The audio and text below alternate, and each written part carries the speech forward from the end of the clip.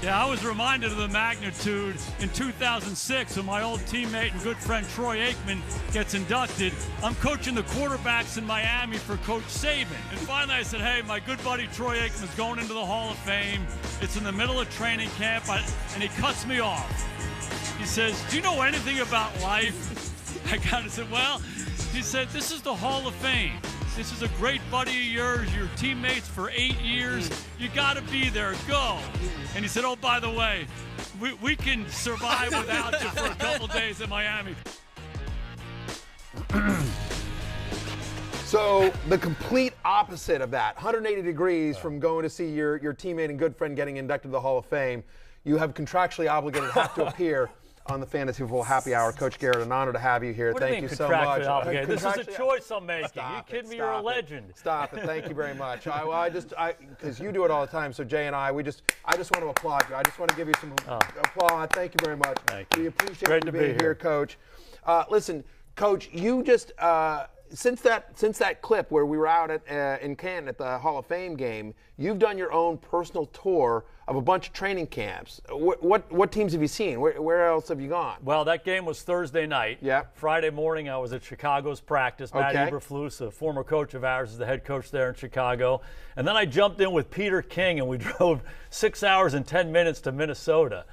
Longer than I thought it was going to be. But spent a day with the Vikings. Then I went to Green Bay and spent a day with them. And then I was just out on the West Coast with the Chargers and the Rams. And I went down to Houston to see the 49ers and the Texans play. So saw a few teams. Yeah, they've been keeping you busy. Yeah, and it's been fun to see these different teams kind of behind the scenes. Got great access, sitting in meetings, that kind of stuff. Really a good experience. I bet that would be really cool for you. We have questions we want to ask you, but I would just think for you, because you've always been focused on your own team. Like, this is an experience that you haven't gotten to do, where you get to see how other coaches are running their and get a view that you don't normally get. Yeah, it was a fantastic experience, and you said it. You talk to other coaches about what you're doing, how you practice, how you meet, but now you're sitting in the meeting. You're on the practice field. You're actually seeing it. And to see those guys have so much respect for so many of those coaches and so many of those players at those different stops. So a fantastic experience for me. Yeah. Coach, one of the teams you mentioned that you went to see was Minnesota. We've been talking a lot about Minnesota and their players. Loves the Vikings. I do. Tell me I'm crazy or tell me you like it. But I think my personal take has been that the Vikings offense under Kevin O'Connell and Wes Phillips, I think that offense explodes this year. What did you see in camp? Am I crazy? Am I on the right track here? Tell me what you expected of the Vikings offense from what you saw. Well, I'm pulling for the Vikings offense. Wes Phillips was my right-hand man in Dallas for a number of years, and I love him. So great that he has that opportunity to be working with Kevin on that offense. And I think we'll see a lot of what we've seen with the Rams. It probably goes back to the Redskins under Coach Shanahan. A lot of the Sean McVay stuff kind of started there. And I think we'll see a lot of that. Kirk Cousins has been a guy who's been very, very productive. The receiver Jefferson is fantastic. The running back Cook is off the charts. So like with most teams in the league, it's going to start up front. If they can control the line of scrimmage, let those skill guys go to work. They got a special group up there, and I think they're going to fit well into that scheme. Yeah, you mentioned Jefferson, who his first 2 seasons in the league, basically unprecedented in terms of what he's done at the wide receiver position.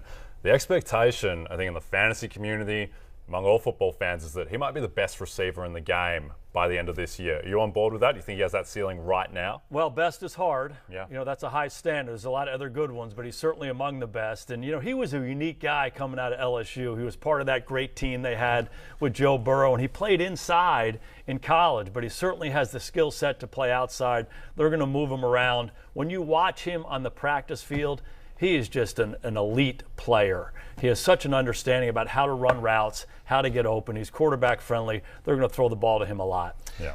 The sense we get is they're going to throw the ball a lot, period. Again, like if you're talking, hey, coming from LA, coming from McVay, coming from Washington, that offense, like they were bottom 14 in pass rate last year under Mike Zimmer. And now here comes KOC and Wes Phillips, and feels like they're going to go pretty pass heavy this year. Is that a fair assessment, you think? Well, it'll be interesting to see. That running back's pretty darn good. It is. Yes, he is. So hand that guy the ball. You're going to make the quarterback better. You're going to make the receivers better. If you break the huddle and they have to defend run and pass, you're going to be a much more threatening offense. And I think that's what they're going to go for. As much as anything else, if you look at the Rams, The Rams are a run team first, and they've always been a run team first. It's play action off of that. It's movement and shots off of that. So that's what they do. So I think Dalvin Cook's a big part of this thing, but there's no doubt they're going to spread it around to that skill outside. I believe Kirk Cousins is one of, if not the best play action quarterback in the NFL. So if they can get that going, absolutely, I think things will go really well for them. Worth noting, I did Peter King's podcast yesterday, and he mentioned going to Vikings camp with Coach Garrett, and he just said, I'm telling you, into your draft, KJ Osborne. So he liked KJ Osborne. Going to throw that out. Let's talk about Chicago this year and Justin Fields, and that's an offense in transition as well. What did you see from Bears camp? Your takeaway there? Well, I love Matt Eberflus, and you can tell he's trying to establish the culture the right way with the right kind of guys there. They practice well, they practice the right way, but they're a young team, and they're going to have to continue to infuse that team with offensive talent.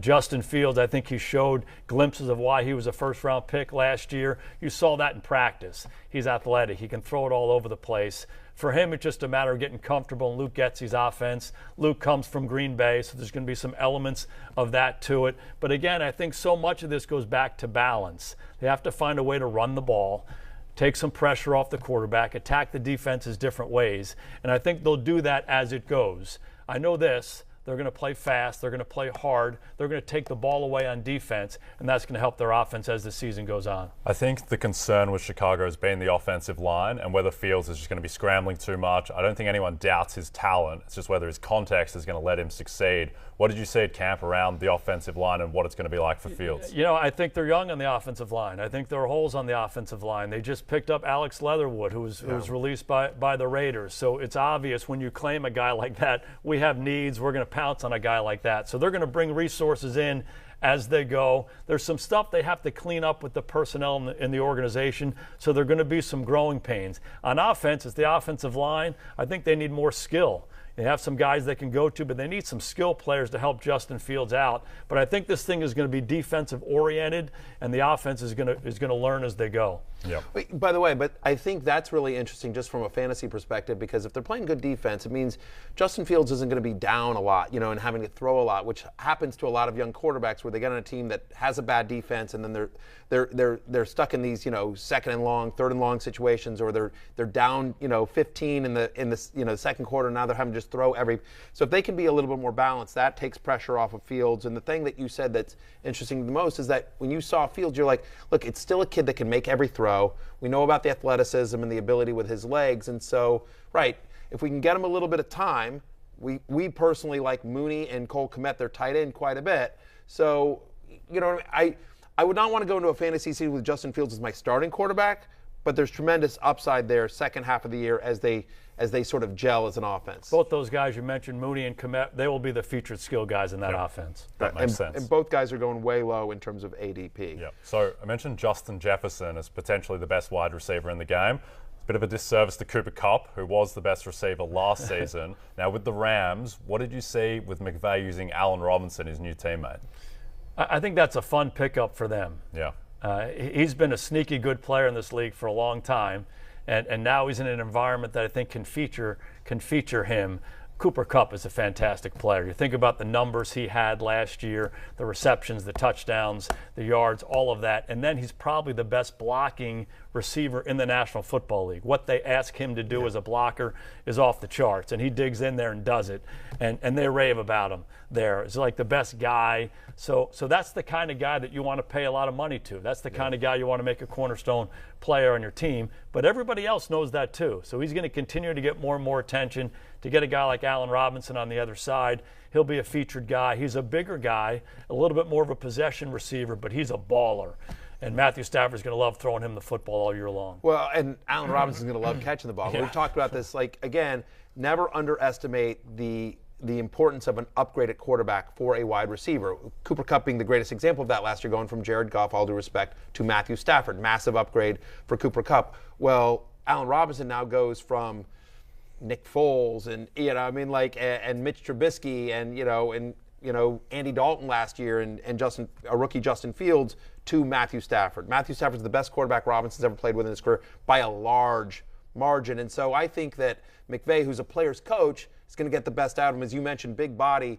Rams were top 5 in red zone and goal-to-go pass attempts last year. Like, they like to throw when they get in close, especially with their running backs banged up. So I think double-digit touchdowns is absolutely within the realm of possibility for Allen Robinson. He made my love list. I think he's going way too low outside of the top 20 on ADP. I think that's give me Allen Robinson. We're both in on Allen Robinson this last year. Speaking of wide receivers, you went to Green Bay. That's a massive question. We all know about Aaron Rodgers, but the big question is, who's he throwing to?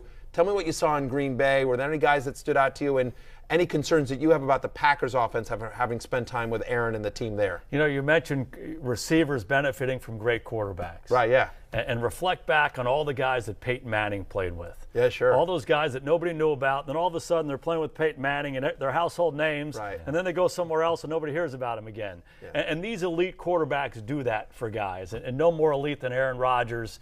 This guy is ridiculous, and he is such a good player.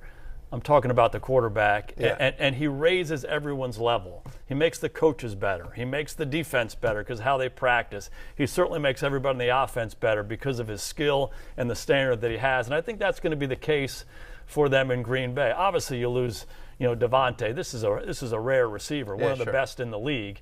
But I'm betting on him, not against him. Dubs is a young guy who they really, really like, and Aaron Rodgers has a way of bringing out the best in guys around him, certainly the receivers. And you talk about a little bit of a sneaky offense that you need to keep an eye on. To me, it's the Green Bay Packers. I love to hear that. We've been saying this all along, that we think we get it, Adams is great, but he's still Aaron Rodgers. And if you have to take a bet, I'd rather bet on Aaron Rodgers than against him, because when you bet against Aaron Rodgers, you usually lose. It is a losing proposition. Him and I both said, from a betting perspective, I don't know. Give me the over on 10.5 wins for the Packers this year. They're going to be a better offense than people give them credit for. Yep, absolutely. Gone against them a long time.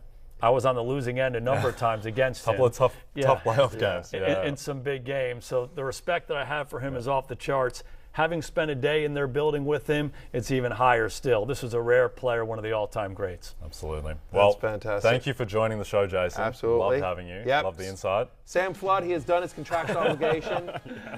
Mark that off. You are the best, Jason. It has been an absolute thrill to work with you on Football Night in America, and hopefully we can get you back here on the show when you're in town. Great to be here with you guys. All right, brother. Couple of legends. Hey, it's Matthew Berry from NBC Sports and RotoWorld.com. Just want to thank you so much for watching what you just watched, or at least being too lazy to click out of it after the autoplay just kept it going. So either way, thank you so much for just letting it scroll by your screen. And now I'd like to ask you respectfully, please subscribe to the NFL on NBC YouTube channel for the latest NFL news, fantasy headlines from RotoWorld, and betting analysis from NBC Sports Edge.